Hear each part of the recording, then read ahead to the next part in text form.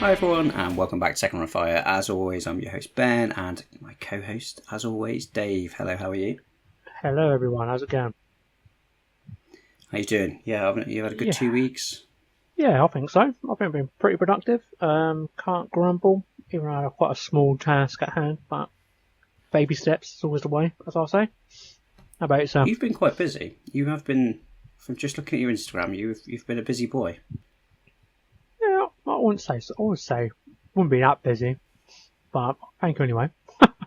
I mean, let's start with you. What have you been up to over the past 2 weeks? Well, I got my 3 stealth suits done. I was initially going to do 3 individual colour schemes, but I thought, sod it, I can't be asked. I did my own work, and with some help from my mate Will, with the colour wheel, he said orange would probably be the nice way to go with the blue. So I stuck with it. And it's paid off really well. Yeah, it really has. Originally it was too dark when I first did it, so I had to do a bit of dry brushing just to buff up the colour a little bit. Mm-hmm. But I feel like they've done the job, and I'm quite pleased with the transition, the stealthing phase. So I thought it was quite cool, quite simple. I thought it'd be more complicated than it was when I originally did it first time round with the desert scheme.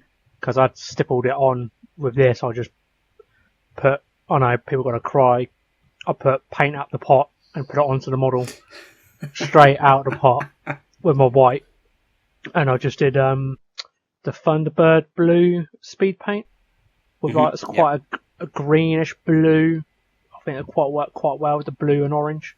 That, like what you would think of when a stealth breaks, what it would look like potentially, but everyone's got their different opinion.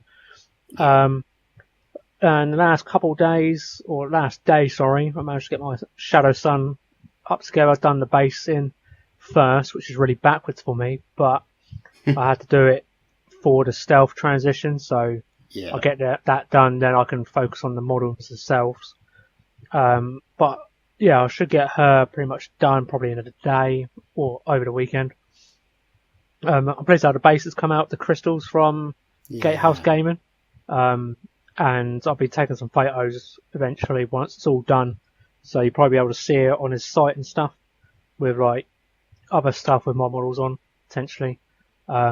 Especially with the Supremacy suit, which I'll be getting in a couple of weeks. With the bigger crystals, I will take a photo and probably send it to Ben to show what the size comparisons are, because I literally got all 3 tubs in front of me, which is quite cool. And it breaks up quite nicely, the purple, which is quite, again, colour wheel, strikes again. Yeah. Really helps. It works perfectly. It works really nice. So yeah, I think I've been productive, but not too productive. So I feel like I've achieved stuff, even though I've got other models in my left field here. Looking at me, I've still got 20 skeletons to build still, and endless other projects. But Tao, I know, I'll probably get a lot of hate mail for this, but Tao taking the light at the moment for it. Well, if you're taking them to a tournament, it makes sense, doesn't it? That's where especially and potentially I've got another tournament in December as well. So cool. So get that 4th one under my belt, which is one of my New Year's goals, which I've pretty much failed majorly in most of them. I've got so much I haven't ticked off, you know. But apart from that, I feel like it's a success in a way, I'll say. Managed to get the other stealth suits built, bases prepped, ready for spray and white, because I'm going to try and do the bases separately, so spray and white, and I won't do any transition stage with the stealth suits, the next 3 near the feet, so I can just glue them on, and I'll keep it nice and simple. It's been quite challenging trying to use this putty stuff. It's been hit and miss. I feel like I haven't been too much of an issue with the basing, but doing it intentionally on the first 3 stealth suits, well, I put the technical paint, Badlands I think it is, and it just kept peeling it off, and I had to keep redoing it, and God forbid I just repainted it white out of the pot. It will just cover better, and it's more forgiving when it's just something that's supposed to look rough and blotchy, if that makes sense. Well, yeah, it's supposed to be part of that transition, isn't it? So it yeah. sense. So I think that'll be that. I think for the next 2 weeks, probably finish Shadow Sun off. Bonus if I can get my 3 other stealth suits done before I get my supremacy suit. So yeah, I feel like I've got an easy task. Now I'll be like, once I get this done, then by the time we record the next episode, I'll probably have my supremacy suit built all ready to go. That'd be quite a bonus. But I'm not going to rush that because that's going to pride of money. That's the most expensive model I've bought. But yes, it's a big expensive model. Yeah, absolutely. And you never know. I may get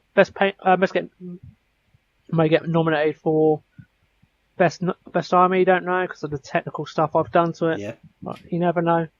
Are you doing that on the supremacy suit as well? No, I'm only doing it to the ones of stealth suits.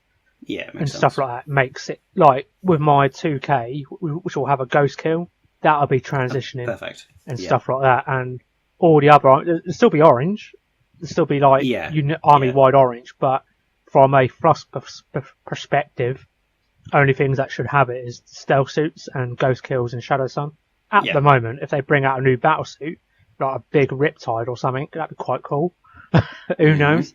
But they won't do that because they got a ghost kill.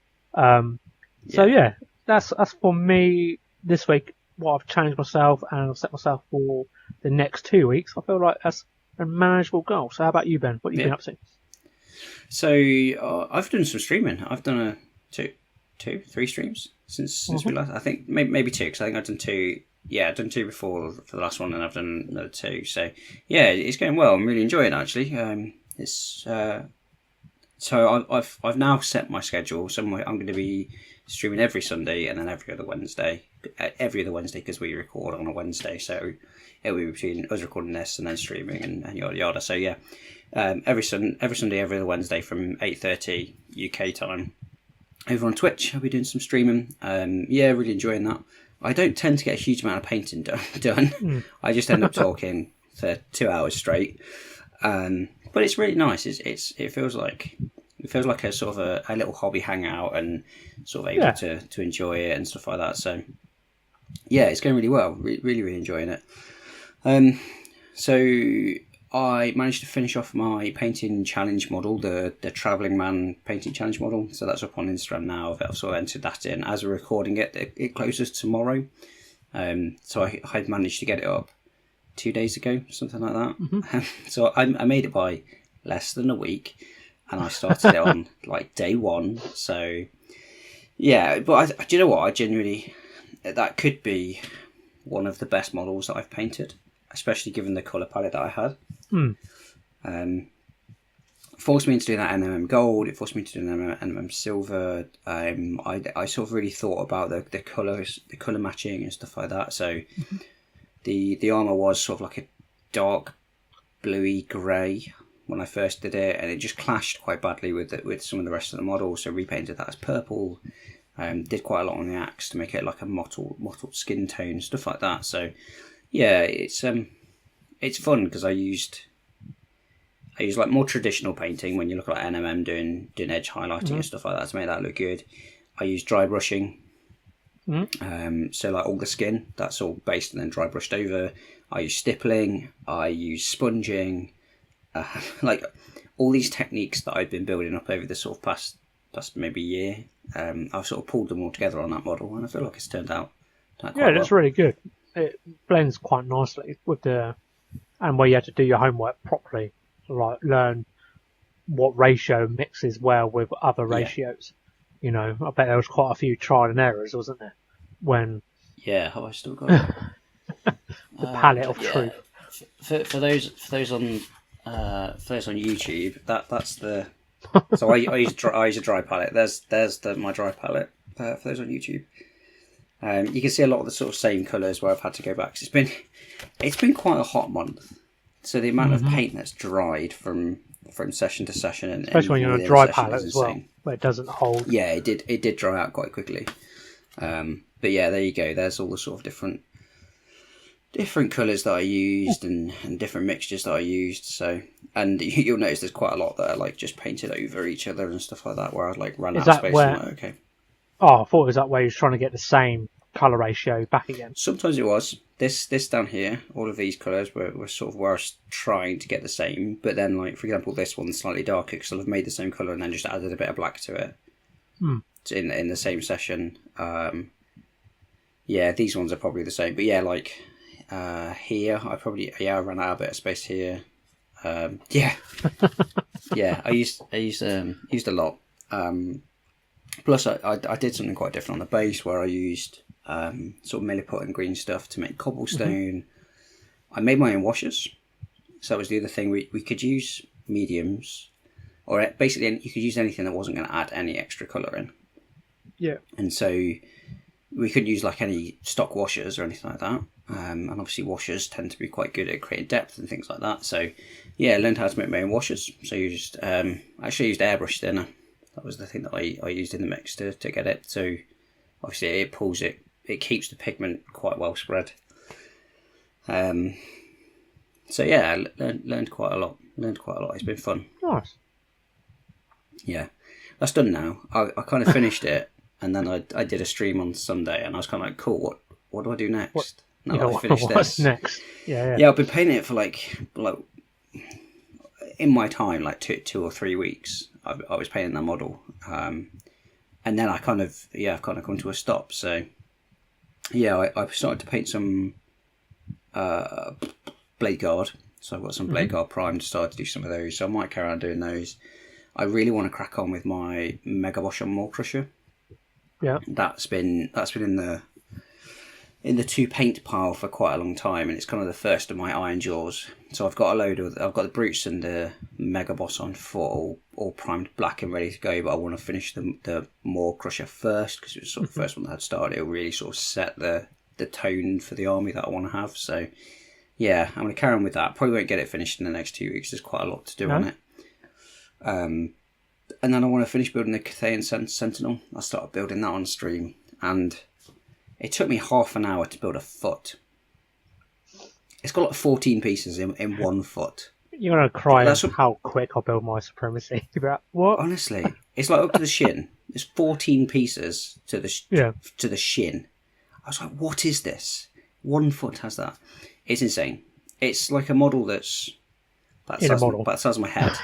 It's got 3 sprues. Like 2 that are like the A4 sprues and 1 that's like an A5 sprue. Yeah, isn't it like the same? It's no different type of weapon, is it? It's just a different style of blade, but you can switch it from left to right, can't you? Yeah, so you can get left foot forward or right foot forward. It's got a different face mask, and the blades have got different. You can get different like blade damage tips on the yeah. Yeah, it does look cool. So I've definitely seen. I love the communities like splashing out on it and stuff like that. How they can like.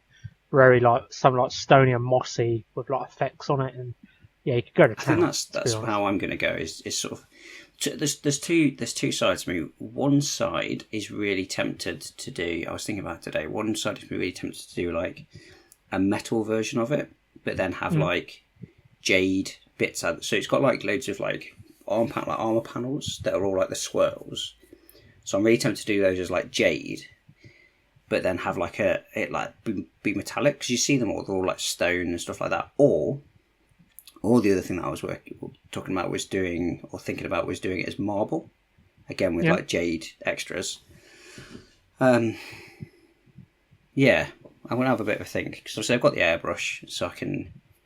The sort of typical way of doing marble is to then like pull baby wipes apart and stuff like that and spray through them.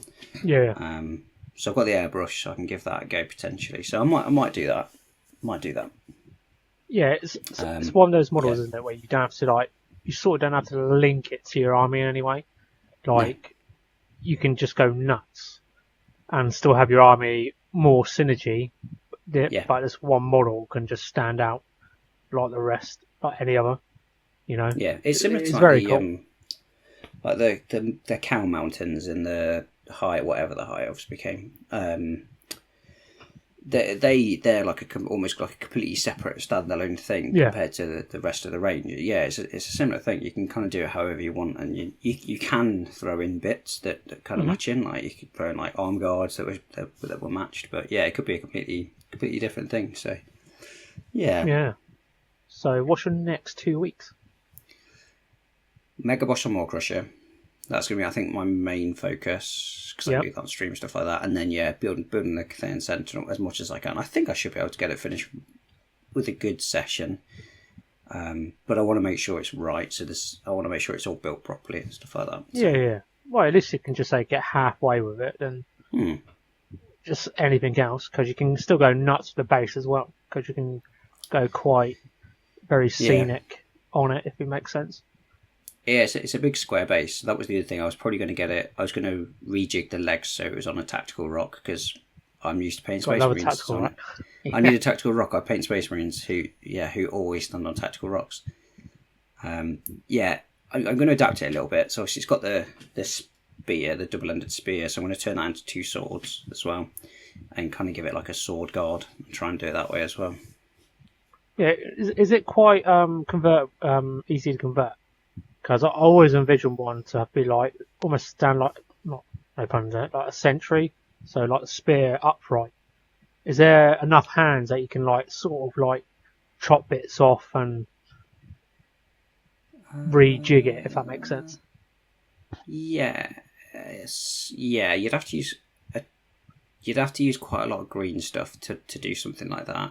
It's quite a dynamic pose. It's quite like, rather than like standing at guard, it is quite like a moving forward type thing. So you'd have to use quite a lot of green stuff, like the leg bend. I think I can get away with a greater leg bend, but having them completely straight would be quite difficult. The spear kind of has the because I was thinking kind of have a bit of the spear built in, like, so it might be a bit difficult. Opposite ends, aren't they? Near the end of the shaft, aren't they? Yeah.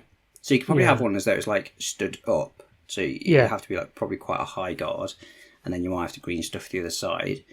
Apart from that, the arms are relatively simple because they're underneath like shoulder guards. So it's not like a ball joint or anything like that. It's like a straight edge to a straight edge type thing. Yeah. So there's no like ball joint, so you'd have to fill it in with green stuff and stuff like that, which is what kind of my plan is anyway. So nice. Yeah, it's definitely doable, but it's not like Space Marine easy. Like Space Marines feel like they're very built towards that, whereas this is it's got technically 2 poses. It's basically the same but mirrored.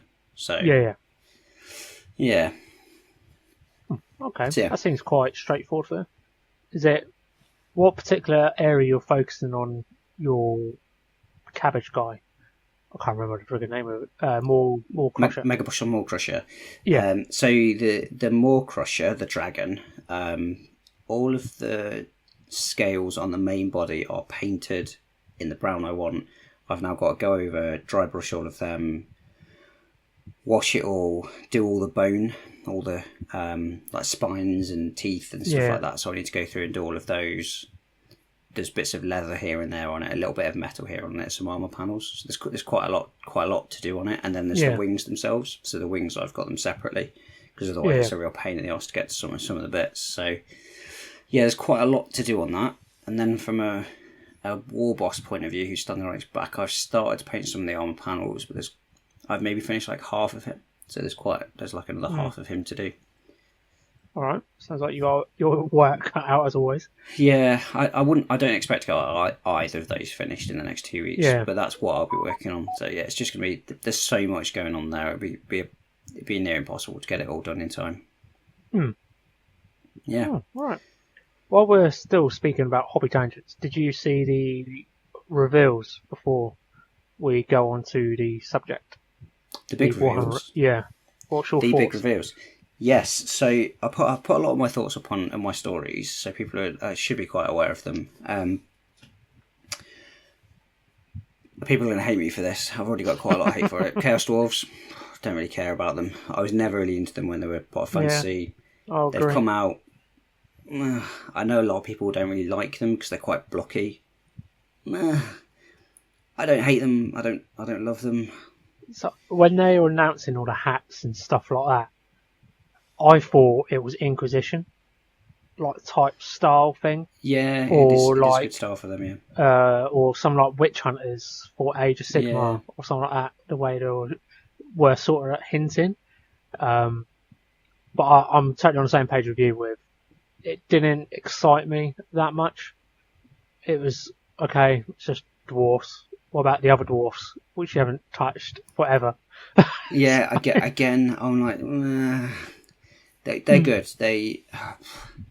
So Johannes, who listens to the podcast, is on the Discord. He's picked up Votan. He's painted army fairly recently. I agree with him on the little buggy things with the grav plates. They're just a bit meh. The grav plates. Is that the one with the gun? Yeah. Thing on the back. It's almost like a Razorback type style. Yeah. Yeah. I feel like it. If you go down the Pioneer route, you can lock it in. You're not stuck with the image of the space buggy thing type thing. If you go on all Pioneer bikes, it all looks nicer in a way, if that makes sense. Yeah, I think the problem is even with the Pioneer. I mean, the Pioneer bikes are better, but that's because like the grav plates are kind of more in the model. With these, they kind of just stick out a little bit, and they're just like really. I mean, they would be an obvious target from a strategic point of view. They'd be an obvious target because they're just these things that stick out weirdly. But like, I get it, but GW are really pushing the whole floating tank, floating vehicle type stuff at the minute. All the grav plates and all the Primarch stuff like that. Just put some tracks on some stuff. Just put some wheels on some stuff. When you look at the you look at the Land Fortress. That thing's not grav plates. That's incredible. That is like quintessential Votan, quintessential like Space Dwarves. That's what they should have done for me. They should have put more wheels on. Would have been a lot better. Apart from that, the other stuff's good. I'm not sure about the big tall AI dudes. I feel like they might stick out a little bit. I'll reserve judgment on them until I've seen them. They remind me of Avatar. You know, those big walker thing guys. That's what reminds. Only the ones with the big guns and stuff like that. That's what it reminds me of. And I'm sure you'll see some conversions of some guy like trying to mimic the Avatar suits where they got the Thunderkin. Is it the guys with the big? They're like almost like the mech suits. Yeah. Like strapped to the front. You can sort of envision these guys having it like that, and not. I think I would have preferred that. I think I would have preferred that. Yeah, it's like the Nemesis Dread Knight thing. Yeah. You could almost have done like that. Doesn't work for Grey Knights. It probably could have worked for Votan. I think they're just. I'm going to reserve judgment until I've actually seen one because they just look a little bit gangly for me. The statistician person, the thing with all the tentacles, that's really cool. I think that was a really cool pose as well. Yeah, like that Nid guy. Oh my god, that whatever the Devour. I like the armor. The pose is just a recycle though. Yeah, it's definitely a copy and paste pose from another Carl, whatever they want to call. It is like cut and paste, unfortunately, mixed in with some Nid bits, which is quite cool. Yeah. That's cool, yeah. But I felt like they should have been out from get-go, if that makes sense. Yeah.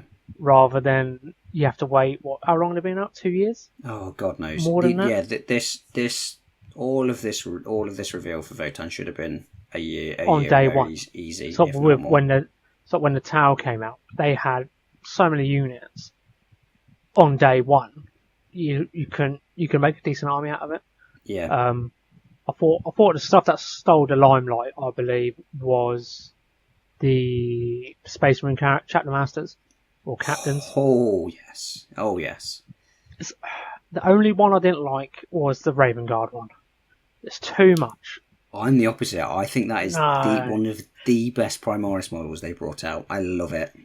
But I do like the White Scar Beef jet bike. Yes. About bloody time.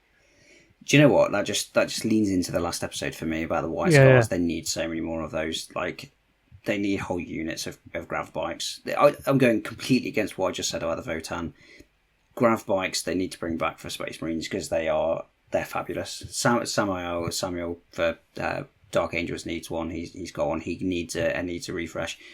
White Scars need a whole refresh. That model feels like an in. Yeah, but would you get a bit bored painting too many panels because you was getting fed up of panels earlier? No, just spray them. It's fine. Yeah, You'll be moaning about there's no wheels left. all the panels on the Rep X they're all sprayed silver and just got to wash over them. Mm. They don't take that long. I hate it on tanks, but like I think like the attack grav bikes or the grav attack bikes, whatever they're called, like the 30k versions of them, they're one of those quintessential units. And yeah, I mean, for those who have read like the Siege on Terror series, when the white scars break out of the palace and just blitz on these attack bikes, it's just a feeling. It's like white scars. They're flying free. Like they could do it on wheeled bikes, but the fact that they have these grav bikes and the way they talk about them and stuff like that, like they just feel like properly quintessential white scars. And I think that's what they need. Yeah, 100%. So I thought with what was it? Was it the Raven Guard? You had Lysander, which was quite cool. I love the Terminator helmet option. Oh, perfect. Because that's what I think it was missing. Khan and the Raven Guard. I thought that was it, wasn't it? The four. Those are the four Vulcan Hestan as well. The Salamander, Vulcan Hestan. Oh, he was cool. I must admit, I like that model. He's one of the cooler ones for me. I did feel sorry for Pedro. Oh. Such an old model. I've seen so many memes about it. I posted about that specifically. Yeah, so, that's what I remember. I love that Raven Guard model, don't get me wrong. I absolutely love it. I think it's absolutely fantastic. What I really don't like is the fact that, and people are going to get on me because it was part of the lore, so Shrike stepped down as chapter master. Yeah. So in the lore, he stepped up as chapter master as a placeholder for when he found the right person. They could come in and be the chapter master and he'd step back. I hate that. That's not what the role of a chapter master is at all. Like chapter masters come in and they die in that duty. That should be it for me. I hated that bit of lore. Now they've kind of done it. I love the model. Someone pointed out to me, or someone's thought process was that model was originally designed as Shrike, but at the time when they released Shrike, it was too busy. When they were doing Primarch at the time, the Primarch was super clean. There was no real individualism in them. Shrike was kind of, when you look at the Shrike model, most of it sits Primaris, and then it's got a few little add-ons. So they were like, maybe this was the Shrike model, and now they're bringing it out. Now they've realised that people want that individualism back. But yeah, I was like, so cool. They've brought out another chapter master. So they've got two chapter master models, sort of, because now Shrike's not a chapter master, whatever. But they couldn't bring out Pedro. Like, the poor boy. Like, that was... I just don't think he's coming back now. No. So, unless they bring out some lore that the Orcs revisited Rinswald and they just decimated it. Which it could maybe that's the 11th edition thing. Obviously, we talked about it, is Space Marines versus Orcs. Yes, in theory, Crimson Fists would be the best option for that, given their history with Orcs. But I just don't. It doesn't feel like that's the way that GW are going. I don't see Crimson Fists getting all that much love, really, at the minute. It's like, no, because you don't see a lot of love, do you, for the second Foundings at all. It's only the first Founders that get the iconic stuff like that. And if you go to tournaments, they're probably in Legends, and certain tournaments you're allowed to run Legends, but I feel like once they're in Legends, you shouldn't use them. It's like, that's the coffin, and unfortunately not a lot of people see how we see it as, but it is just what it is at the end of the day. But no, so I just thought I'd pick your brains, see what it was about, because overall, from what I gathered from that reveal, was it didn't excite me that much. Went, oh, cool, some cool stuff.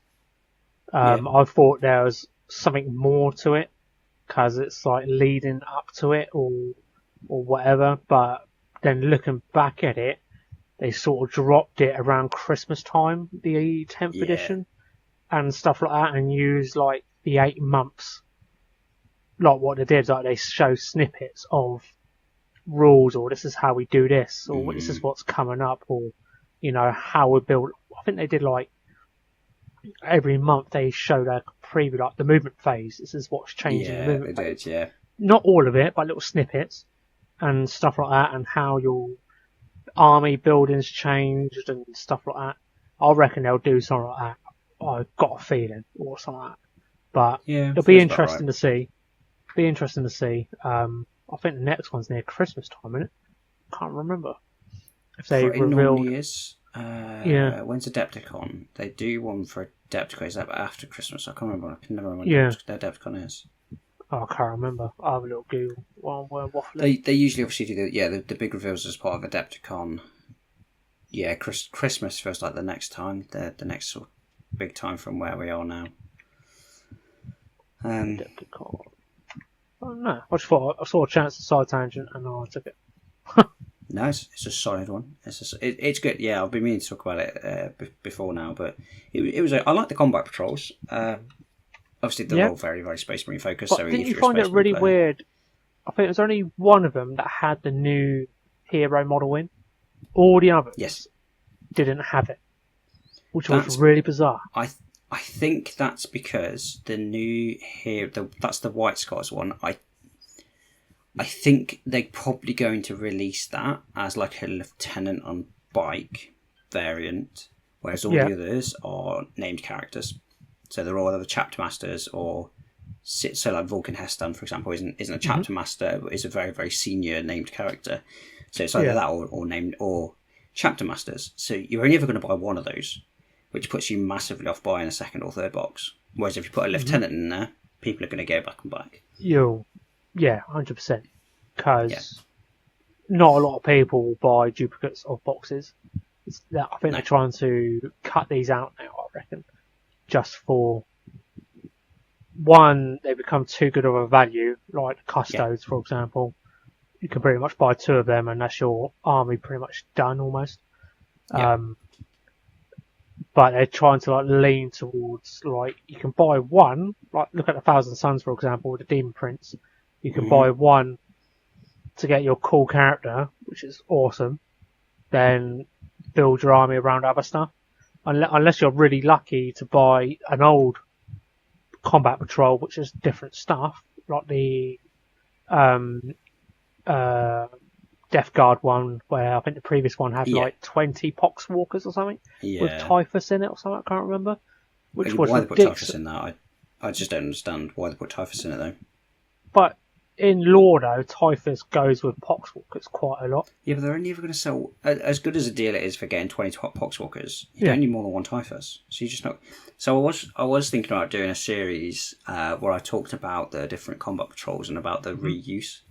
So, for example, if you look at the Imperial Fist one, actually that Imperial Fist one could be a really, really good one. So if you look at it's got the command squad. Yeah. So, and they've got Terminators and it's got Intercessors. Intercessors, don't get me wrong, you put them in any box. I hate it because they've been in every bloody box. Everybody already has 40 of them. Sounds like they're getting rid of the backlog. Honestly, well, I just don't understand. There's like 1,000 million in just so many Intercessors in the world at the moment. But if you look at that box, for example, 10 Intercessors, I'm currently running a list with 20. Okay. So you could quite easily do that. 5 Terminators, you could easily run more than 5 Terminators. They're really good. You're going to probably want more. The Intercessors, if you don't want to run them as Intercessors, because of the way that they do Tacticus armor, you could easily turn those with just some extra bits into Hellblasters, Desolation Marines, Infernus Marines. I thought about all of these. There's a lot. Stern Guard. The bodies could work okay for Stern Guard. They need a little bit more work, but not by much. So actually, those Intercessors could quite easily become lots of different other things. With actually, you go to like Archie's Forge World or something like that. Archie's Forge, you can get a lot of those bits. You can go into bits boxes, stuff like that. The command squad, when you look at that one, it's really good. So you're going to get the captain in it. You're going to get those individuals in the game currently. That's a really good squad. It's really sound. can also drop in your chapter master with it. You look at that squad. It's got an ancient, so you can run that as an ancient.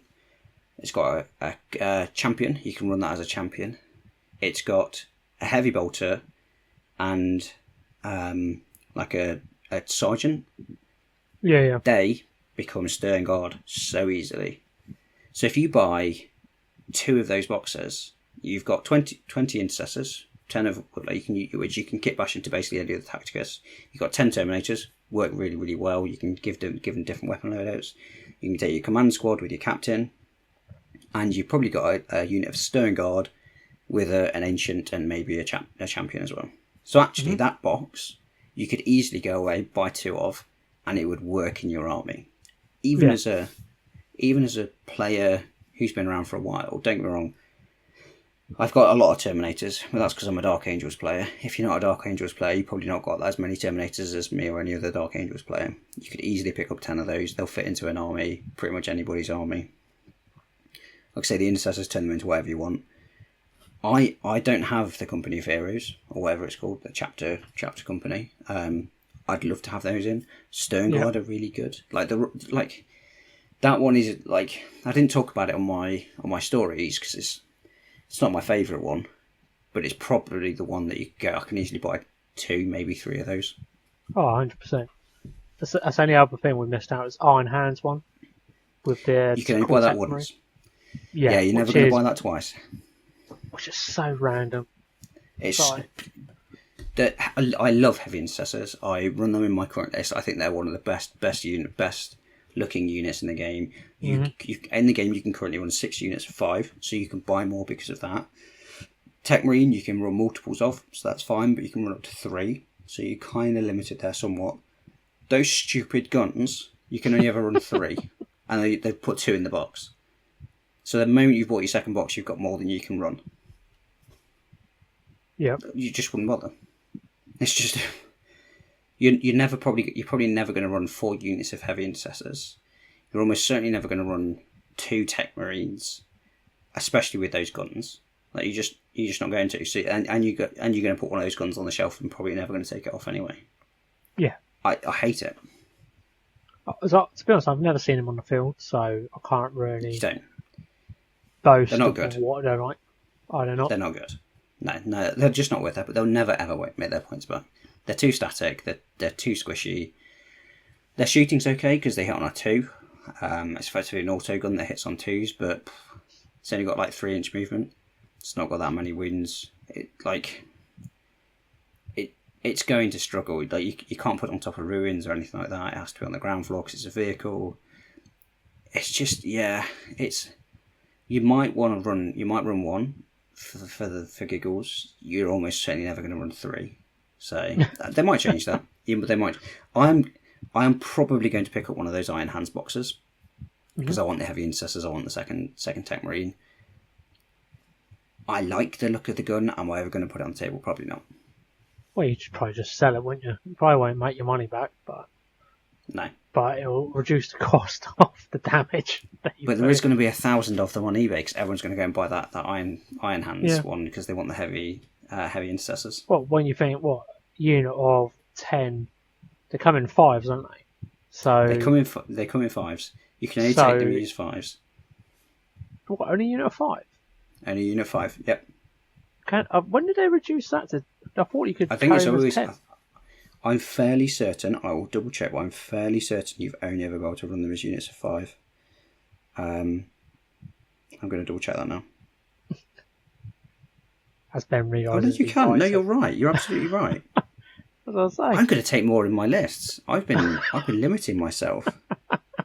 But by intercessors, heavy intercessors. Heavy intercessors. No, intercessors are still better. I'd have 30 in my list if I could. I love intercessors. Right now in the game, they're one of the most underutilized model. I feel like they've buffed them too much. But nobody to make people.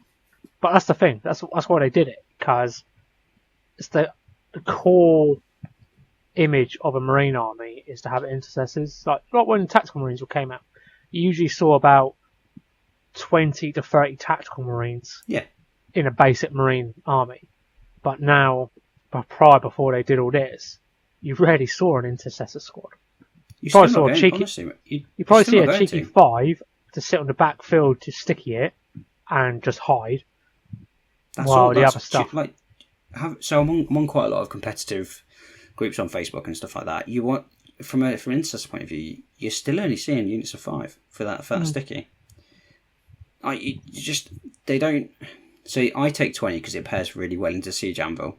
They bounce so hard into other stuff like Strength 4, AP 1, flat 1 damage. It's just not that great, to be honest. It's good because what I do is I take so many of them, pair it with lethal, and I pair it with +1 to wound, +1 to hit. That's what makes it really. I'm putting out 40 shots with lethals combined with Oath. I'm getting reroll all hits. I fish hard. Yeah. I know. Yeah, I did get absolutely destroyed by a Custodes army not that long ago because it just. But everyone bounced. gets destroyed by Custodes because they just go. But 4 pinballs. Averages should still work in my favour, but the problem is we played on quite a terrain heavy field. Really? So yeah, he was still saving on 2. That's the thing. The -1 is still saving on 2s. So yeah. Intercessors, you're probably still not going to see that. Heavy intercessors, you don't. People really like them. Nobody's ever running them because they're just. Again, I use them because they've got the heavy keyword. I can get +1 to it and I can fish.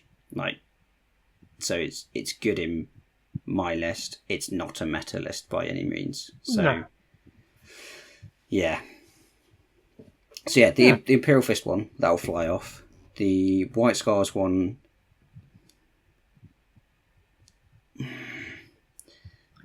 Bikes, Outriders. People have got quite a lot of Outriders already.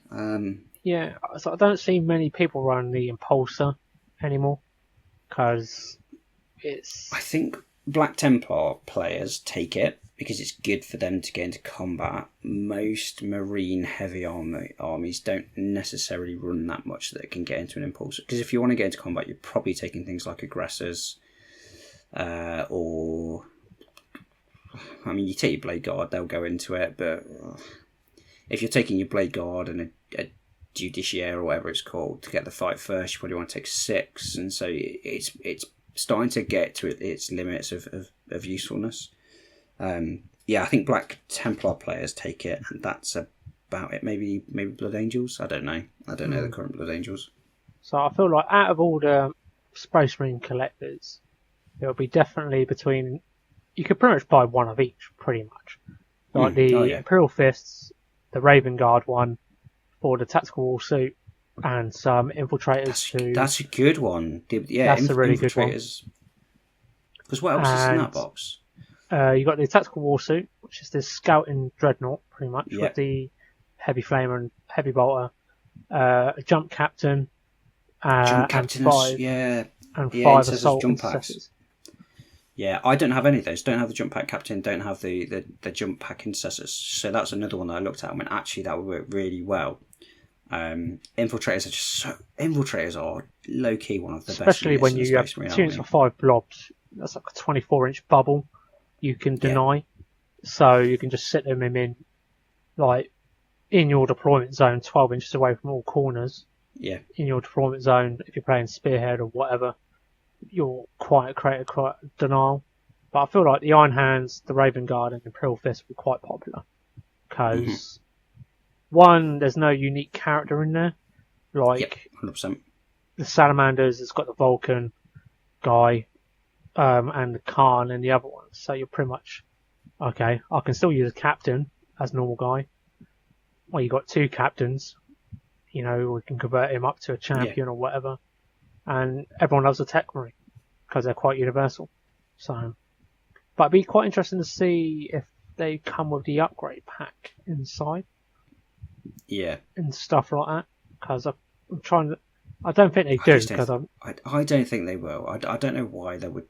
I understand why they've badged them as this is for this chapter. I just don't think they're going to do the upgrade spree. It'd be too good value. 100%. Right. Let's try to steer back onto course. Thanks to me. You've got one. You've got one other thing coming up, right? That you want to do a shout out for before we move on to the. Oh yes, the next it's bit. because I've been lucky enough with Vicky to be put on a earlies list for Rally Mines, I believe it is. You can follow him on Instagram. I'll give Ben. I think Ben follows him on Instagram anyway. I do, yeah. And I'll be doing a short video, and it's just raising money aware for like mental health and other goodness and stuff like that. They do some good stuff with raffles to win an army and all that nice jazz that you can do just for a raffle ticket for a couple of quid. You can win like a good army. I think it's a Red Scorpion army. I think so. It's on the raffle at the moment, because I remember they did the what was it? Was it two? No, it was a Night Army, wasn't it? They did the first one, and that was really good. So yeah, so it's on the 4th of August, and 4th of August I think the tickets go on sale, or the 4th of October. They've rented the Warhammer World, a few tables at Warhammer World. It's just like quite a few people, content creators get there, and I think it's just a general get together. There'll be some like narrative games. I think it's a narrative tournament. I think it's going to be. Okay. I think it's like 2K. I'm not really sure. I'll be asking Simon about. I think his name's Simon. Simon. Yeah. To give if there's any more details, what I can bring. All I know is you don't have to worry about your army being not painted or nothing. It's just a general, casual, chill out, just get together, like-minded people, raise some awesome money for a good cause, which I'll be shouting about until it actually happens. So I feel quite privileged to be put on an early list to get tickets to go to it. You know, it seems to have escalated quite quickly since moving back to the mainland, and it's all gone steam ahead. and it will be Vicky's first time actually going to sort of say an event type thing, but she won't be playing. She'll just want to join the atmosphere and all that jazz, and just show that we're not smelly nerds in a way. It's going to be a really cool event. So yeah, it's Rally Point Games in Mind. So Simon that runs it is a really lovely human being. Weirdly, he was actually one of the first people that followed me on my account. Super nice guy. I've spoken to a few people that are going to it. So name drop a few people, like Norse Paints is, Daz is going, Norse is going, Ollie, Blackheart Minis, he'll be going. Trying to think who else I've seen. Yeah, Kerry went last year, I think, as well. Yeah, she Simon, went. So just an average mini painter. The Necron boys from Warhammer podcast thing. Yeah, I can't remember. They do YouTube quite a bit. Mm-hmm. They went last year. I think they're going again this year, I think, as well. So it'd be quite cool to see a lonely pleb like me with 2,000 people sitting in with these other people that got like 20k followers or whatever. No, it's fine. But it'd be awesome. This one really, really well. Yeah. But no, it'd be an awesome day out, tiring day out, but it'd be awesome, and hopefully we can raise a lot of money for a good cause, because I think everyone can relate to mental health in one way or another. So it's quite a universal subject. You don't have to be a male or female, because it can happen to anyone. Which happens to anybody. Yeah, it doesn't matter. Yeah, gender, race, whatever you want. Yeah, whatever. It always affects everybody. So. Yeah, so I'm sure Ben will put links in all the same places and stuff like that. I'll drop the links into Simon's Instagram page, so you can go over and check it out. There's all the sort of links over there, and he regularly posts about it, and then he'll sort of post when all the tickets go on sale and stuff like that. So yeah, awesome. Yeah. Right, get that good stuff out of the way. Now, shall we talk about the subject of? Yes. Was it ranking the Chaos Gods? Or talking about the Chaos this Gods? Contentious thing. Yeah, that's right. So, should we just let's do one at a time, and we'll go from there. So, should we start from the bottom and work up? Who our worst Chaos Gods is? Because then we can. So, I think everyone knows who mine is, but who is your out of the four? So we're talking about the four. So we're talking about Slanesh, Nurgle, Tzeentch, and Khorne. So those are the four gods that we'll talk about. We're not going to talk about any of the Vashtor or any of the others who are becoming gods, or any like the Skaven god in AOS. We'll talk about the four core. Okay. So who's your number 4? I'll have to say Corn for me. Mine's Slanesh. Okay. Yeah, which I think most people have kind of expected. Why is yours Corn? What puts him all the way down at the bottom for you? They're just bland. No offense to people who collect corn or whatever. This is going to this is going to be quite a contentious one. I think. If you disagree with us, feel please comment and tell us why we're wrong. So I think for me mainly it's the lore focus for me, because there's nothing to him. It's just skulls for the skull throne and let the blood flow, pretty much. And it's like, is that it? Is there's no depth to you, or is it just that? You know, and I see what you're saying. Like, this does frustrate me about a lot of the lore around the Chaos Gods in general. They very, very quickly, the community and then the lore goes very, very one dimensional. So I agree with you on that. Khorne is very much blood for blood god, skull for the skull throne.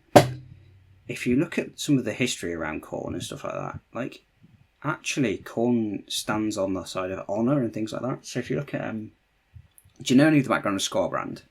Yeah. Yeah, so obviously Skarbrand used to be, well, he's kind of still is, but he used to be Khorne's right hand. And basically, he tried to stab Khorne in the back, and Khorne didn't care the fact that Skarbrand was trying to kill him. Khorne cared that Skarbrand tried to stab him in the back. And that's what got him. So the fact that he wasn't honourable was the thing that pissed Khorne off the most. And so when you look at that, when you start to throw in those dimensions about like honourable warfare and stuff like that, and about doing things in the right, that's why he hates Tzeentch so much, because he sees warp jiggery and magic as dishonourable and stuff like that. Yeah. I'll get that. So yeah, Khorne could be a lot more three-dimensional, but I agree with you. Like Khorne is a very one-dimensional god in the way that it's done. It sort of goes in hand, I guess, with like, the range of the models is not wowing in enough. It's like, okay, bloodletters, boring, just plain as anything. And God forbid, what the hell is that skull cannon? That's just the worst model in that range. I'm telling you now. They do have the Lord of Skulls, which I think is an incredible model. That's that massive one, like with the on the tracks with the 4 canisters. Yeah, on the tracks. I think that's an incredible model. But yeah, apart from that, people are going to hate me for this. Bloodthirsters, don't care. Blech. It's like if they gave them more options. What's Khorne's lucky numbers? 7 or 8 or something? Or 8? I'm not sure. I can't remember. The Chaos God numbers. If they have like X amount of options for the head, so you've got different styles and not make them look copy and paste. I know it's quite hard in a miniature range, because God forbid how much that would cost extra for those like 4 bits to make them all look different. But yeah, it's just it just doesn't get my juices flowing when you see Khorne. It's like they're not. I don't feel like they'd be fun to play with. Just run forward. It's like, even with orcs, at least you get to do some fun stuff with orcs. But with Khorne, you just seem to push them up. Right, I'm done. You'll go. It's not much interaction with your opponent, and it's like, okay. Yeah. And what about the World Eaters range? How do you feel about that? Again, probably the same. I feel like they're clutching at straws with the 8-bound. They're not. They're like, show me something that I've not seen. I just feel like they're just souped up versions of mutants, chaos mutants. Nothing. Okay, I see what you mean. Yeah, I see what you mean. Like, there's no. Okay, they're more demonic. That's what they're supposed to be. They're more fully possessed by Khorne, like one of his champions or something. I don't know. Mm-hmm. Some possession was involved. Yeah, and apart from that, it's not really much. Cultists are quite universal. You just paint the cloth red, and that's different. Yeah. There's no difference between the cultists, which is understandable, because if you have one of each for each god, then they will just get too flooded with the range. I don't know why they can say that, because look at the Marine range, because that's flooded anyway. But the cultists are not alright, I guess. The Khorne Berserkers are probably the coolest models, I'll probably say, if I have to pick one. Because, Khan the Betrayer, for me. Yeah, with this souped up guns. That's an old school. Yeah, so some of the kit bashes of Khan the Betrayer are absolutely incredible. I think he is, from a lore point of view, from a model point of view, he's probably one of the best in the Khorne range. Oh yeah, 100%. And it's funny, isn't it, how you look at when Khorne Berserkers, they've been so long waiting for an update, and they got an update last year, and they're probably one of the most coolest iconic models still in the Khorne range. Or if I have to pick two, the Khan Betrayer and the redo of the Khorne Berserkers, because I remember them back in the day in 3rd edition. They haven't changed until like 10th or 10th edition, when they fully got changed into upscaled Marines. Yeah. But apart from that, I don't think there's nothing else that goes for them, if I'm honest. Yeah, just like cut and paste, just a few tweaks here and there.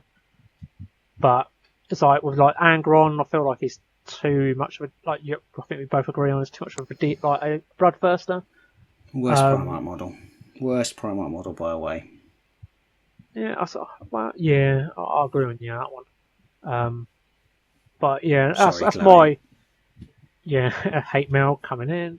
Yeah, people love Angron, and I know that it's still Chloe's favourite that she's ever painted. Everyone knows my opinions on Angron. Such a missed opportunity.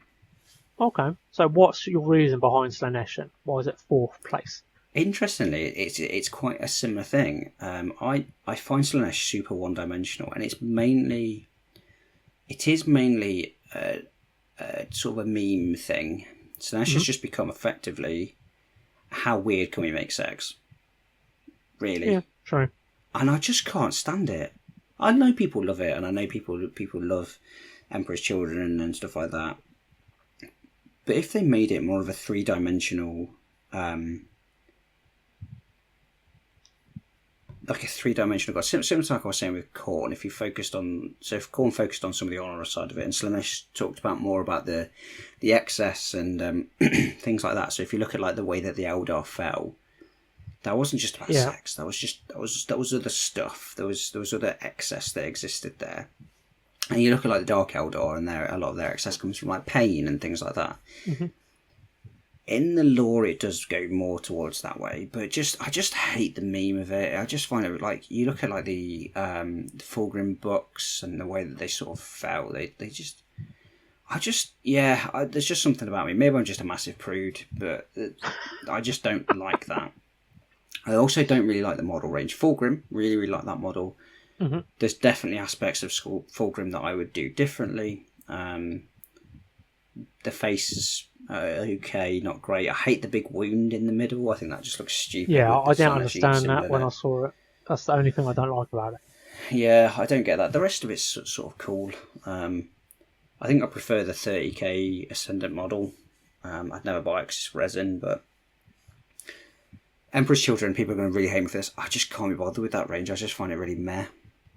It's just, they've kind of gone too far.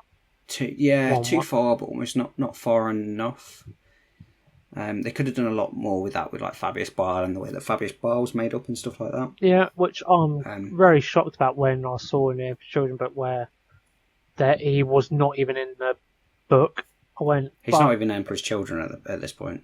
Is that what? Is he like disowned him or something, like a child that you don't want?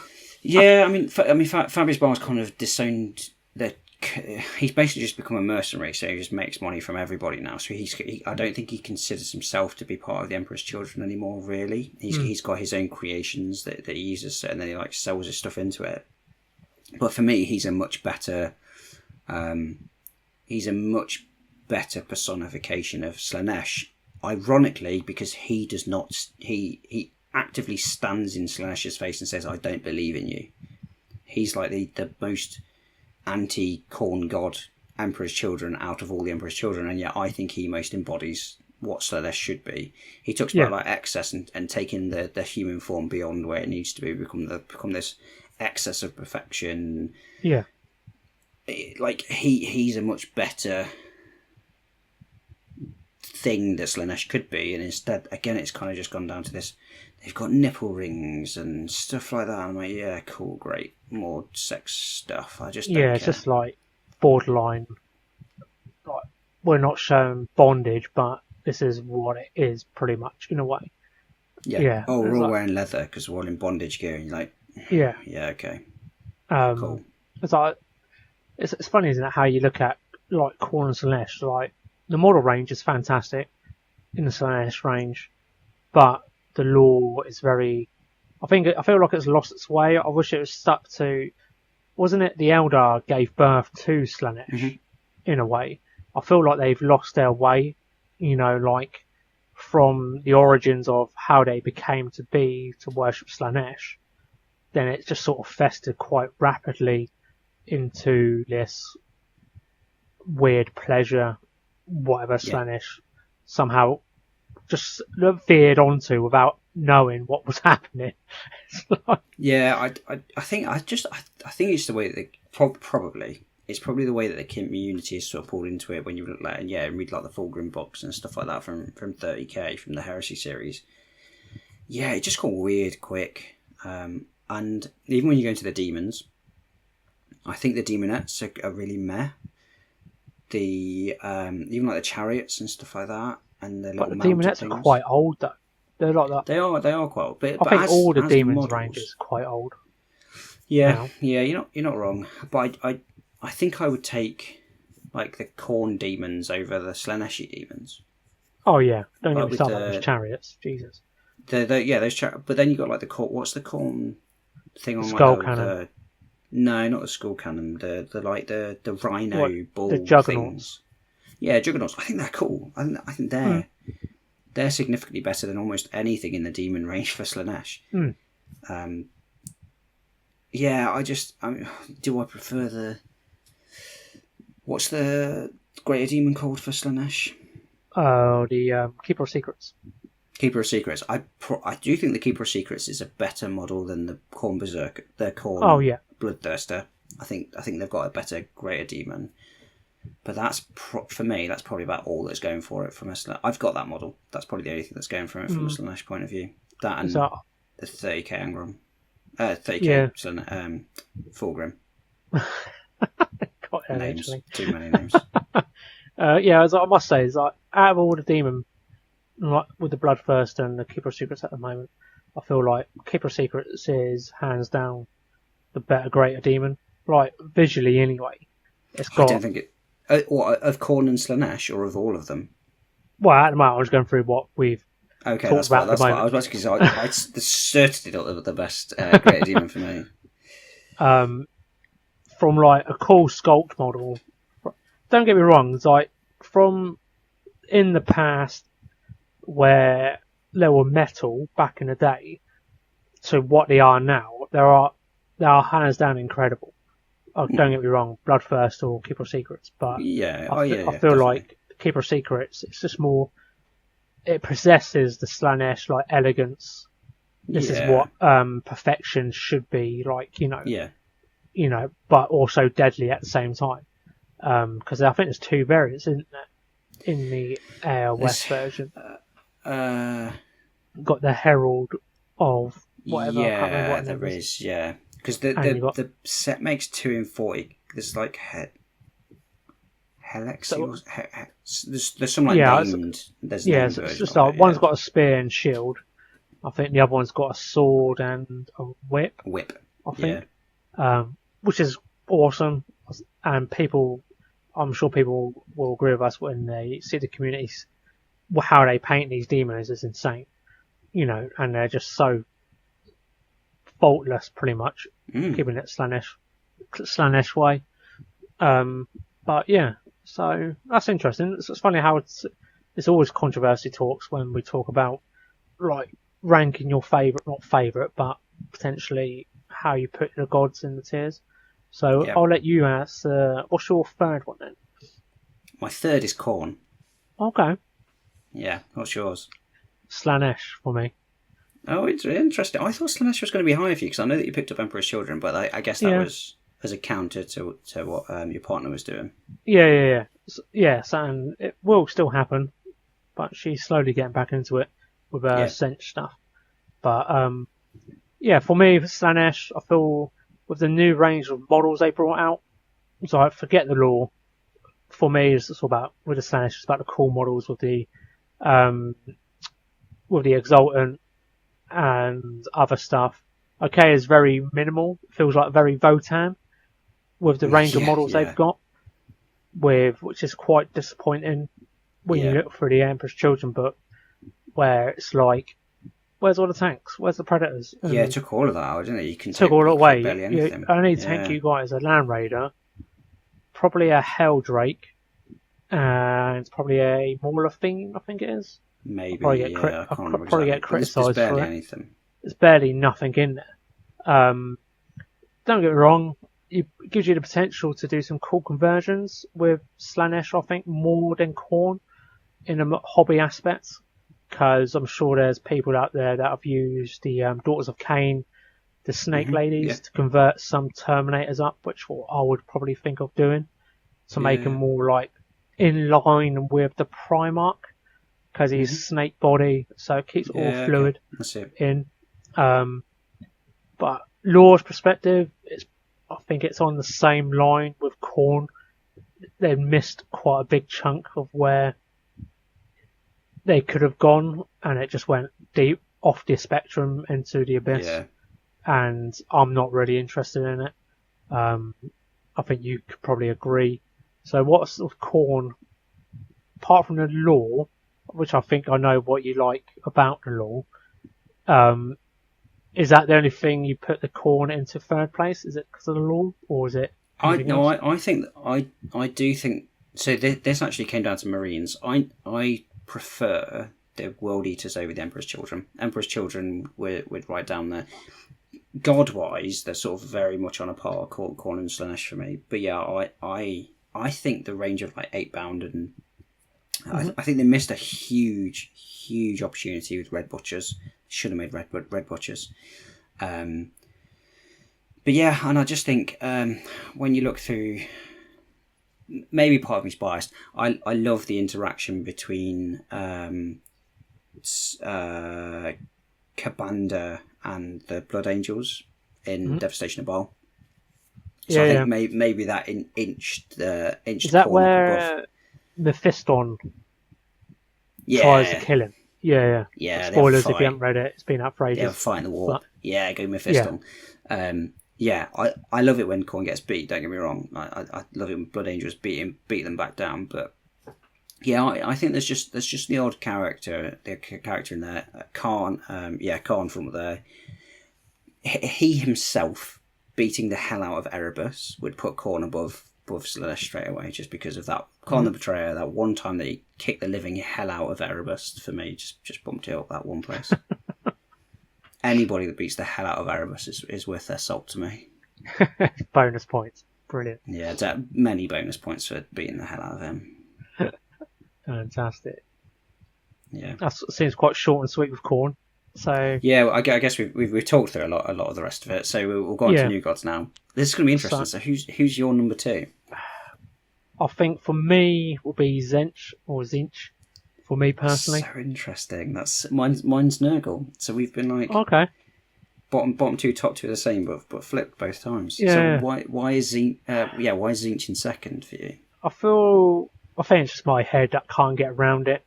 It's where it's almost like I just can't grasp them in visually, you know. So I understand with the background how Magnus got tricked by Zinch to not defend his homeworld in one of the Horus Heresy, where Lehman Rusk attacks his homeworld, and he goes, and it's sudden up realization, I should really help out. Yeah. Then it's too late. It's like, you idiot. And I just don't like the mind games. I'm just probably a simple folk, me. How they twist and deceive the people that worship Zinch. They lure you in with all these promises, and it's like, and they just pull the rug out under you and go, nah, you're on your own now. And you're like, oh, you're lost. And it's really hard to say, but the model range, fantastic. lore perspective, I don't think I've read too much into the Zinch lore because I don't feel like there's not enough novels about them apart from the Horus Heresy stuff, which I haven't read. Cue the booze,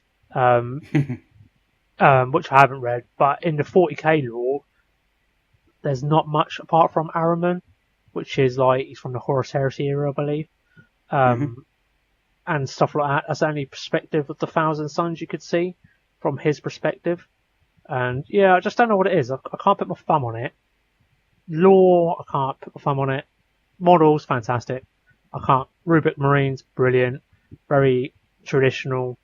I like the sort of like nod to the Egyptian style to it and stuff like that. I wish they could do more in a way to like spice them up a little bit more. Like, I don't know how, but yeah, they could have done something there. But with the demons, I feel like they're a bit copy and paste, if that makes sense. Oh, yeah. I mean, it's interesting because obviously when you come to sort of not necessarily just the demon side, but obviously you've got the little birdmen, and then you've got like all the changelings and stuff like that. Yeah, that's really weird. It's always and stuff like that. Yeah. It's like, what are you supposed to be, like a cultist, or is it like?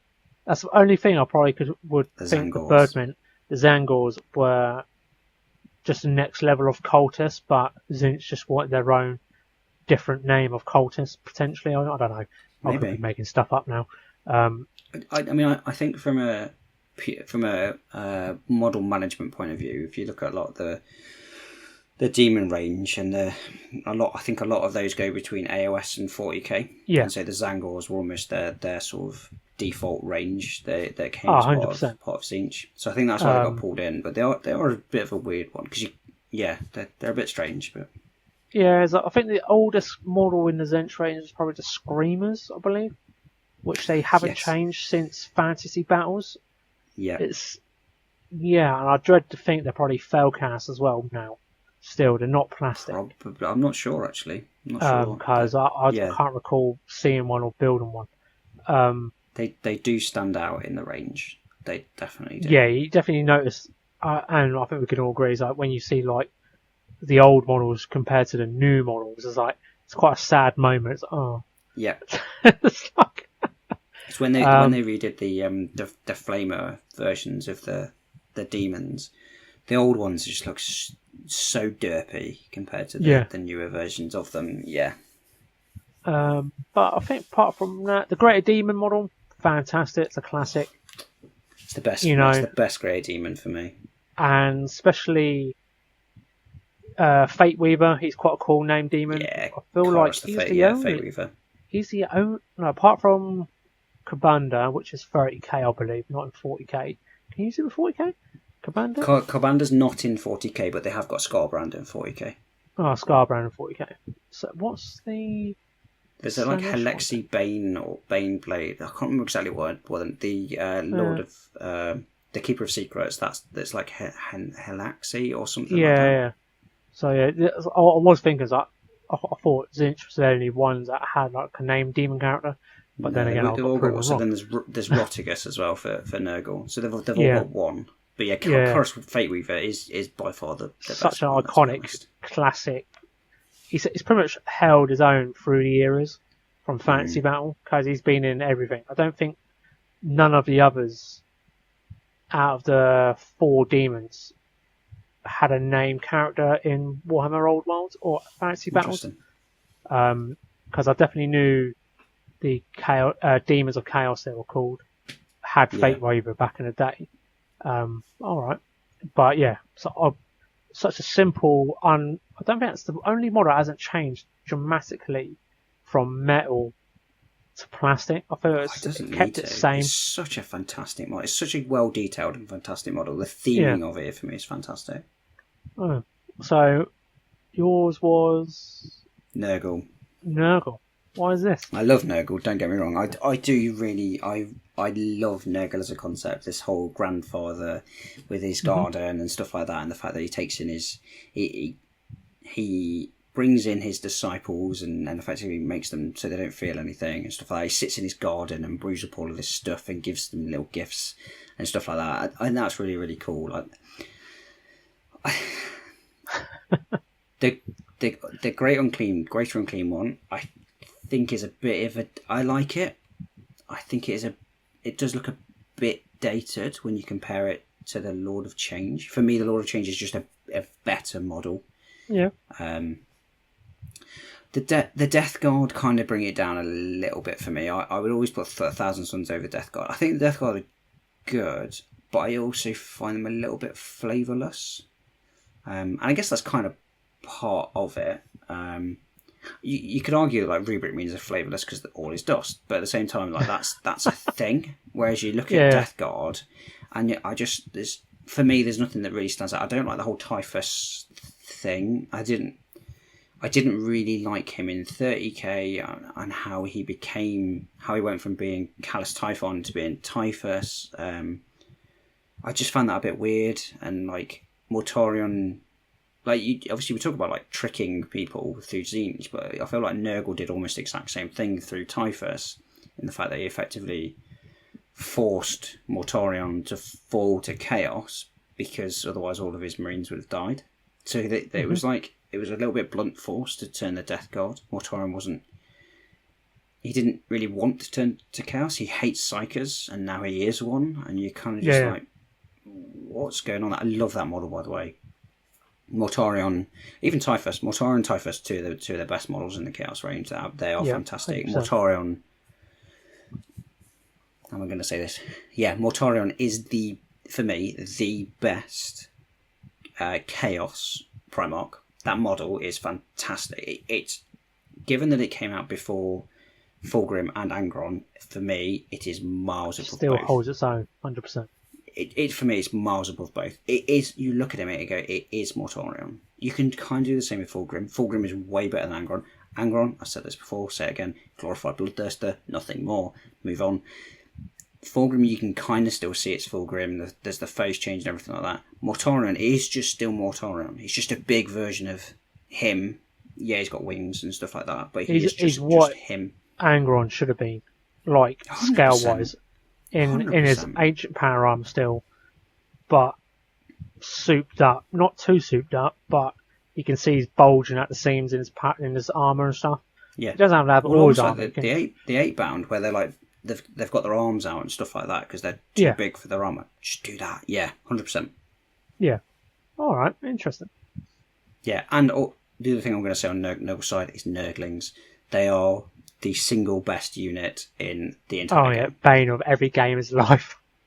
They're incredible. They are absolutely from a gaming point of view. No matter what edition you talk about, they're absolutely fantastic. They always fill a role. Mm-hmm. But as a model, it's probably one of the most versatile models. It goes on everything. They're on Typhus, they're on Mortorion. You can pile them up to make them even bigger. They're on the Great Unclean one. They're on Rotigus. You can play Where's Wally, can't you? It's like trying to find the Nurgles on every model. Yeah, if you have a Nurgle model, take like a Plague Crawler for example from the Death Guard. You could cover that thing in Nurglings and it would still work so perfectly. Mm-hmm. You could do that with any of the Marines, any of the named Marines, anything like that. You chuck a Nurgling on, doesn't look out of place. It is the most versatile model in the game. Really good in the game. Really good as an addition to a model. It's like that guy in our Discord. He's converted this awesome knight with like a Nurgle head, insanely talented, and how it got Nurglings on that base. You know, just in front of it, just a blob of Nurgles, and it just works. Yeah, that's exactly what Mortorion's got. When you look at Mortorion's base, he's got Nurglings sort of here, there, and everywhere. He's got ones with like little wings. He's got like little plague fly Nurglings and stuff like that, holding bits of him up. It's a fantastic. They are fantastic for that. So I do think Nurgle has that massively on its side. Yeah. So I guess we know what our number ones are, right? So mine's Zinch. Yeah, and mine's Nurgle. I'll let you go on your Zinch. So I stayed quiet when you were talking about Zinch because so much of the stuff you were talking about is the exact reason why it's number one for me. Like the whole idea, when you look at the way that chaos works, if you were a human in the 42nd, 43rd, wherever we are, Millennium going into 11th edition, you're not going to walk over to a Khorne berserker and be like, "Can I join your side, please? Because you look cool." You're just not. They're just going to take your head off. You're not going to go over to someone that's a Nurgle follower and be like, "You look healthy. I'm gonna join you," right? All of them all of it is about tricking humans or tricking the different races into following those gods. I feel like Tzeentch is the only one that openly is just like, yeah, that's my play, that's my thing. And so all those little tricks and plans and things like that, and like Tzeentch almost like never reveals itself because it has so many pawns on the board that it does that. Obviously, like it tricked the Thousand Suns into falling to chaos and stuff like that. But yeah, I love that complexity. I'm also from a fantasy point of view, not a game, but from a what do I like outside of the game? I love fantasy. I'm more of a fantasy over a sci-fi type person. Magic is huge. I love anything with magic in, and so. It being like effectively the magical god, like arcane arts and things like that was a massive thing for me. So, yeah, Thousand Suns are probably the best Chaos Legion for me personally. I think they're a really good legion. I love the idea of the fact that Magnus did nothing wrong. Magnus did nothing wrong. That whole sort of dichotomy of should he have done something or should he have just left it? Did he make it worse type thing? The whole Rubric Marine thing I think is really cool. All his dust and the fact that Iron Man is trying to find a way to do that. Love the Egyptian theme. The Egyptian theme is just absolutely fantastic. I love it so much. Kieran, who we've had on the show before, from the Kieran show, his Thousand Suns, I absolutely adore them. The stuff he's been doing recently on the Saturnine, I just absolutely adore it. I love that red. I love the blue as well. Love the Magnus model. It's very rich, isn't it? Yeah, it's nice. Yeah. So I think no matter 30k, 40k scheme, I think they work really, really, really, really well. I really enjoy the demons. There are a lot of copy and paste. I think if you get rid of like the brimstone, blue, whatever they're called.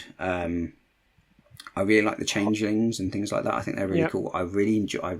I actually really like the Zangors, and the fact that you can get them in different flavors, like the swords and the bows, and on the little floating disc things. Mm-hmm. God, there's so much about it.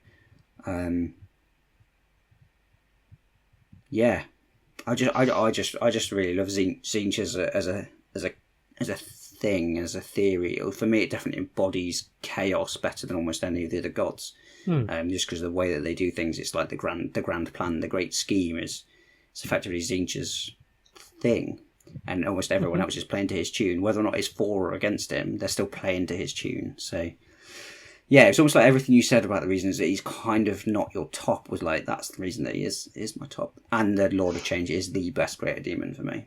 So all right, interesting. Yeah. Anyway, I'll stop gushing over Tzeentch. Why Nurgle? I feel like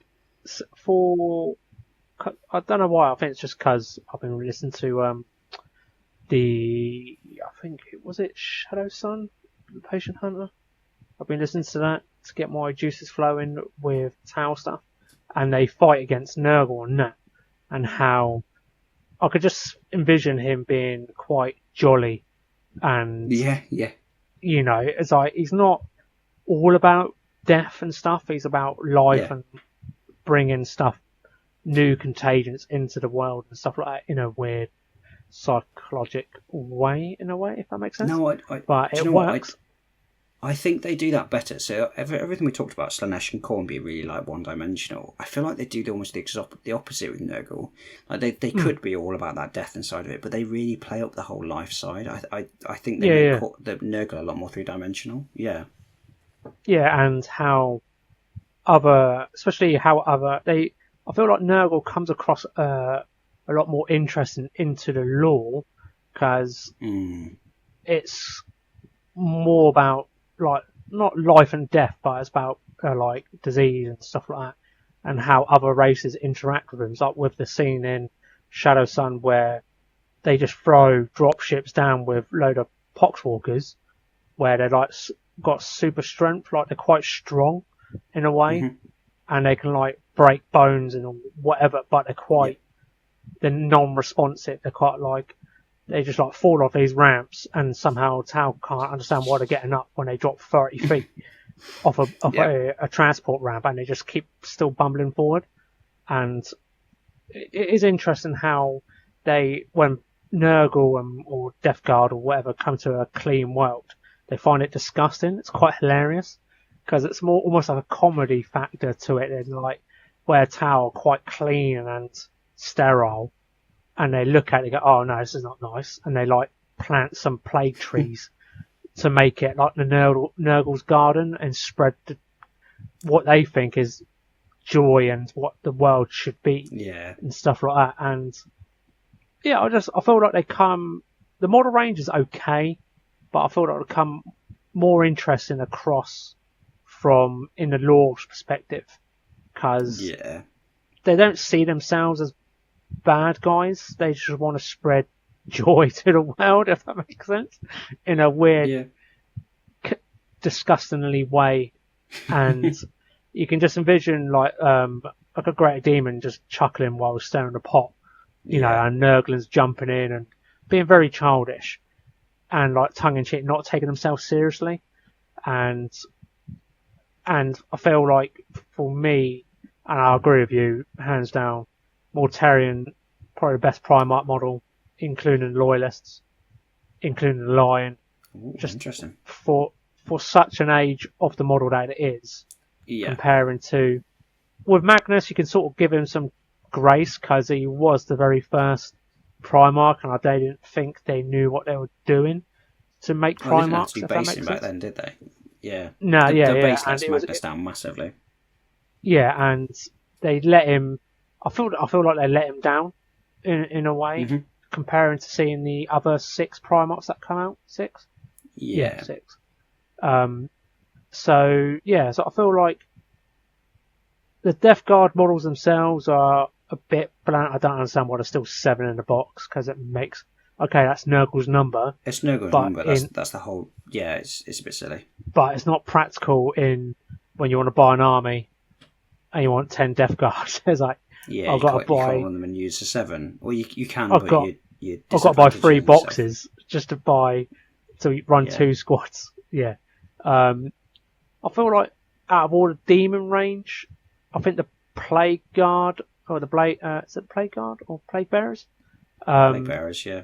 Yeah, I feel like you got more free reign on them, if that makes sense. You can do some cool conversions more easily, and with the Nurgle range, Nurgle is the one for kit bashing, 100%. You can go nuts. You can add boils left, right, and centre, and it will just fit in. Guard is perfect. You could take so many guard units and 100%. turn them into I feel like Nurgle and stuff like that. The Nurgle is a similar version, not similar version, but got more free reign and conversion like the Orcs have. You can with Nurgle, you can put your hands to anything, like that guy in our Discord converting his Chaos Knights to certain Nurgles, and if you're very talented with green stuff, you're World your oyster. You can go nuts. And I've seen some people do weird, wacky stuff. Whereas I think one great unclean ones, it's almost like in a cotton, I can't remember, like a sack. I can't remember her name. And she did it. And I can't remember. Hattie. You know what I'm talking about? Yeah, that's it. Yeah, Hattie's one. Yeah. That's incredible. You know, and I dread how long that took to cover to get that texture all over that. But you could easily see that was a great and clean one. Okay, with a hint of Nurgles coming out with their vibrant colours, but you can sort of get away with it. I just feel like they're more joyful. It's not all doom and gloom in a way. Yeah. Have you seen Dazmol's Nurgle stuff with his sweets? He's got like bags of M&Ms and stuff like that. That's that kind of leads into the whole Nurgle thing. You can very easily kit bash it. Not only taking other models and Nurglifying them, making them all disease and stuff like that. You could take the models in that range, and like you say, you can do the stuff like Hattie did it, Daz is doing to it. Yeah, there's a lot more ability to do that with Nurgle. Yeah. So I think that's my reason for Nurgle as my number one. Interesting lore, not interesting, but more funny in the lore. Don't take themselves seriously. and just like annoying people, like throwing like I see him throwing potions left, right, and centre, just causing chaos. Basically, what he does. Yeah. Yeah, and they just do it just out of spite, to see what happens, and it's just funny how other races interact with them, because I feel it's just definitely with the is it Dawn Crusade? Is that the novel books? I think they're quite. What's the novel books with Gilliman in it where? Oh yeah, like the Dark Imperium series. Yeah, is it the Dark so Imperium I feel series? like the one with with more Tyrants crusade into the yeah, I feel like Death Guard are in more novels than the other three. 100%. Gods, 40k. Because 100%. I feel like you can sort of Zinch. They could be in the background tweaking stuff, but it's kind of hard to envision them being set a full force in motion, if that makes sense. They're almost like Eldar, pretty much, aren't they? Zinch, they pull strings. I think you'll see more of that as it. So I know that. I think the reason behind that is obviously because of all the plague wars and stuff like that. I think the introduction of Gilliman kind of brought that forward. It depends on how they want to bring the gods forward. Like Angron was in with the Lion book for the the Crusade books or whatever they're called, the Prime Nexus books. Angron was in there with the World Eaters, but yeah, it feels like the Thousand Sons are a fairly united force because of the whole rubric aspect of things. It's not like they break off into that many war bands, because you just can't. There's just not that many of them. There's not that many sorcerers who can control the legions of the rubrics. So I feel like you could do that. Magnus just likes to play around on his demon Prospero world, his world of magic, or whatever it's called that he got given. He doesn't really like to venture out. He's a bit mardy. Whereas Mortarion, I think he's a lot happier to sort of venture out and cause mischief. Just spread a bit of chaos. Yeah. Well, that was interesting. That was a roller coaster ride there. I feel like we were a lot more. Well, the numbers were a bit flipped. I feel like we were a lot more aligned. It feels like sort of Nurgle and Zinch were kind of almost a bit flipping, and Khorne and Slanesh were a bit flippy between us. So it feels like we were actually fairly well aligned, or way more aligned than I expected us to be. You're kind shocked. I am a little bit. I feel like when it comes to the Chaos Gods, people are either well aligned or they're like literally the opposite. Like it couldn't be more the opposite. Yeah, especially where there's only 4, when you don't include the other ones and stuff like that. It is quite interesting because it could have gone one way or the other, if that makes sense. I'm quite surprised that we weren't too far apart. It's just our views on them. It's quite interesting to see. Cause, it's like small personal preferences rather than that's big, it. And this is why we love the community and stuff of the hobby, because no one's wrong. It's just down to perspective at the end of the day. And it's like, if you don't like it, it's your problem. At the end of the day. Paint Party Scott, come at me. I know that Fulgrim and Slanesh are your favourite. Come at me. I'm waiting for you. He loves Slanesh so much. Yeah, him and his Fulgrim. And we're gonna fight it out. We're gonna get it on the table. I'll pay to see that. Yeah. I think he'd probably beat me. He beats me in painting, that's for sure. But you don't know. The dice gods could be in your favour, fishing as those sixes. I do roll a lot of dice. My sixes disappeared. So I played a game last week as recording. My sixes completely disappeared. My dice, I used up all of my luck with you. No joke. Thanks. Honestly, the amount of 1s and 2s that I rolled during that game was awful. Absolutely awful. I can just envision the size that you're doing. Honestly. Yes. Yeah, poor Duncan, who I was playing, I was just like, what? Like, he wasn't doing anything wrong, and I was just like, this is just painful. I got thoroughly battered in that just because I couldn't roll to save for love nor money. I got so few lethals, it was just ridiculous. Anyway, moving on from that. Oh, by the way, there's one more thing that I want to say on Slanesh before we leave it. Lucius the Eternal can get in the bin and never come out of that. That's I forgot to say it. Lucius the Eternal is the worst character in any war, 30k or 40k. Is he worse than Erebus? Isn't his character that if you kill him, the guy that kills him becomes Lucius? If they take pride in the ability to kill him, then he gets like reborn into their body and takes their body and then turns back into Lucius. Right, so this happened once where somebody killed him, and I think it was like a Raven Guard character or something like that. They killed Lucius the Eternal and took no pride in it whatsoever. They were just like, carry on. The person who made the guards bolter had pride in the fact that they made such a good bolter, and so Lucius became them. It doesn't matter. If somebody takes pride in any... This is the thing. This is why I hate that character so much. The fact that he turned on Sol Tarvitz. This will mean nothing to you because this is all 30k. He turned on Sol Tarvitz, who is arguably one of the best characters in 30k. He takes the side of Eidolon, who is up there as one of the worst Space Marines in 30k. And he's just an ass who can't die because Slaanesh is just going to... It doesn't matter what. The pure lore armor, whatever it's called, is just... Yeah, he can't die. I just hate it. I hate him as a character. I hate him. I hate him as a character in lore. I hate it as a model because it's just never going to go away. Such strong words.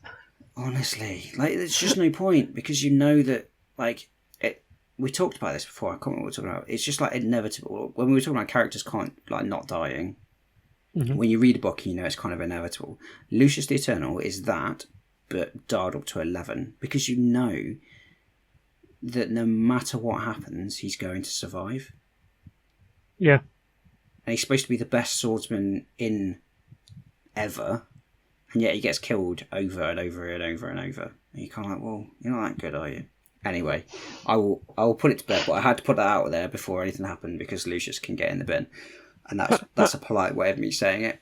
When I'm not recording, I say a lot stronger words than that. Yeah, trust me. Yeah. Yeah. Right, Dave, next episode, what are we going to do? So next episode we'll be doing, giving you guys, the listeners, the option for the topic of the next episode.